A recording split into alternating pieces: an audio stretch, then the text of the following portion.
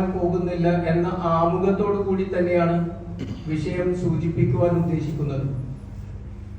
പൈസ, ധനം, സമ്പത്ത് അത് നമ്മുടെ ജീവിതത്തിൽ സമ്പാദിച്ചു വെച്ചതിൽ നിന്ന് നീ ചിലവഴിക്കണം, നിർബന്ധിതമായും അത് എടുത്തു കൊടുക്കണം എന്ന് പറയുമ്പോൾ അതിനോട് ഒരു അനിഷ്ടം നമുക്ക് തോന്നുന്നുണ്ട് എങ്കിൽ വിശുദ്ധ ഖുർആൻ അത് സൂചിപ്പിച്ചതാണ്.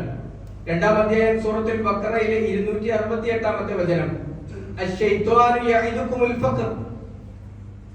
പിശാച് ഇതൊക്കെ പറഞ്ഞു കേൾക്കുമ്പോൾ ചില ആളുകളുടെ മനസ്സിൽ ഇങ്ങനെ തോന്നിപ്പിക്കും അത്ര, യഇദുകുമുൽ ഫഖർ, നിങ്ങളോട് പിശാച് വാഗ്ദത്തം ചെയ്യുന്നത് ദാരിദ്ര്യത്തെ കുറിച്ചാണ്.